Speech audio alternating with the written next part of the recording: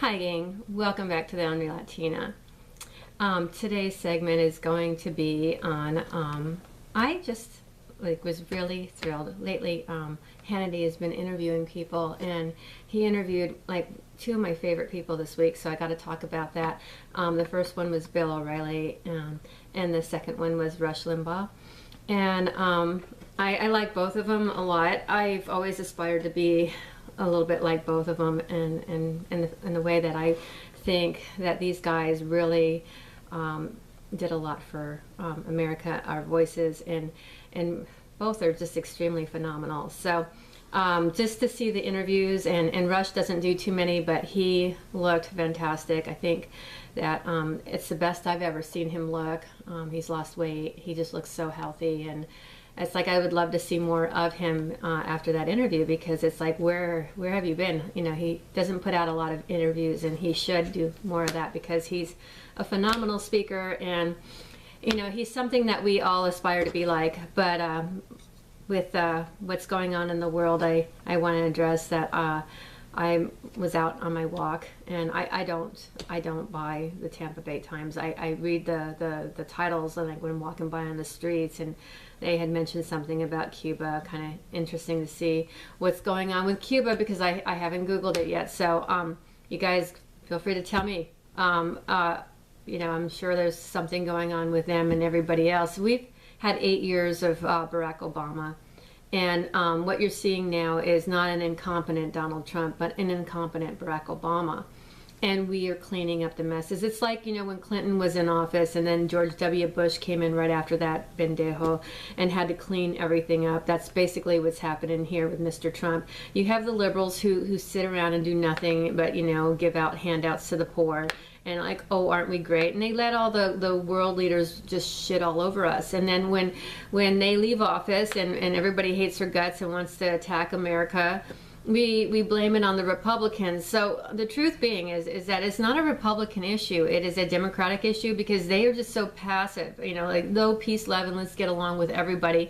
Meanwhile, they allow other countries to get a hold of nuclear weapons, and they say nothing. They actually give them the money so they can do this kind of stuff. So anyway, if you want to go ahead and it makes you feel good to blame the other party, the Democrats, just go right ahead. But anytime you disagree with this party, you're going to be a racist. And one example of that is this: they make an agenda of racism everywhere, and this should be the great American joke, because nowadays, you know, Will and I always talk about, like, you know, God, you know, you don't like pumpkin bread, well, you're a racist because you don't like pumpkins. But, you know, I mean, like, seriously, we can throw that race card around just about with everything. For example, this is where you're a racist takes the extreme. Mr. Trump's wife, Melania Trump, is that how you say her name? I always get it wrong. Melania? Is it? Well, something like that, right? Anyway, she gives... Mel. Let's just call her Mel. Okay, Mel gives books to a library.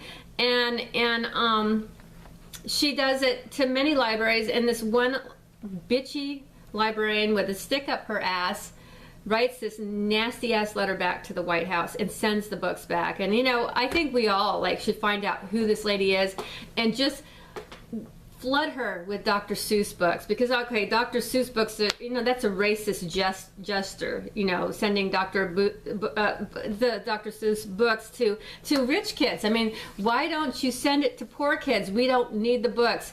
But I have like black stuff all over my hands. I have a purse that's shedding, you guys see. Is that a black purse? Or? It's a black purse. Is that a racist thing? It's a racist thing. It's definitely a racist purse. It is shedding black stuff all over my hands. And anyway, but, you know, we can really have fun with this whole racism thing, because, you know, if you don't like something, if you simply don't like, I don't like scales. I saw a post the other day.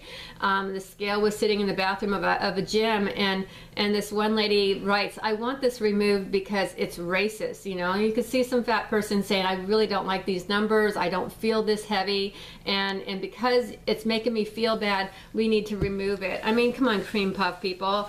I think that people need to get a backbone and get a spine. And that's what I think. And You know, the whole thing about what happened with little innocent school children over, you know, an act of kindness. Bill, just take those fingers down. I saw them. He's trying to cut me off. I have something to say this morning.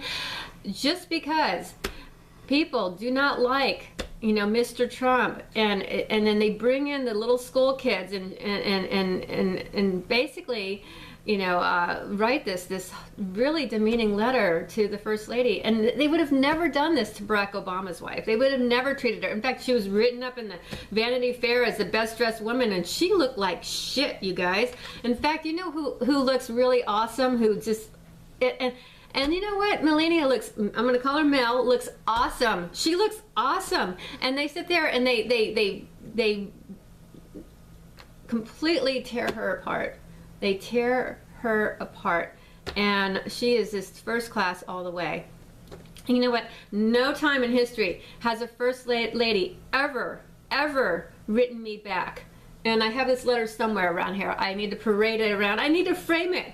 Frame the Melania Trump, I'll get your name right, I'm sorry, letter, because she's awesome, okay? And we all like really love this First Lady. It's the first time in history that we have a First Lady that is not only like drop dead gorgeous, but she's beautiful in every way. And of course, because people don't like, you know, the things that Mr. Trump is doing, he's doing the things that needed to be done 20 years ago. I mean, we've been just kicking the can, and this guy has got a huge mess to clean up. So get over it, liberals, you lost. But with that, you know, of course, I'm a racist because, you know, I'm saying we have to fix these problems, you know. What is it about this other side, this other party, that they cannot work together at all? We've done so much on the right to work together with these lame-ass liberals, but they can't even be respectful to the right. And that's where I find that your behavior is completely inappropriate. And when I drop F-bombs and you don't like my little fuck letters, it's like I'd rather say the fuck word than be it. And so I'm going to write my first children's book, and it's not going to be so-and-so has two mommies. It's going to be Bariqua has two middle fingers. And I'm gonna throw some F-bombs for the little kiddies, because you know what? We need to indoctrinate free speech into the public schools. And little kids, if they want to say fuck and shit and damn, they should be able to say those words. I mean, who the fuck are we to say that what God or religion allows us to do? I mean, we can have two mommies and two daddies. Why not say the letter fuck? Fuck. The F word. You know what? We say what the F after everything with those little, and why can't we just say fuck? What is wrong with that word? That is one of my favorite words. One of my absolute, and you know, because I'm a conservative Latina Christian woman, that is a cardinal sin. Well, you know what? Stone me like you do to the fucking women in the Middle East, you know, and just put me in a fucking hole and start throwing some rocks at my head. Why don't ya?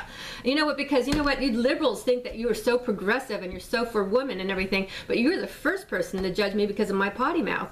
And you know what? I don't judge you with your two women or two men or whatever, but I don't want this shit being crammed down our throats either. And like you don't want my F-bombs being crammed in your public school books, because you know what? That's where we're heading. That's all.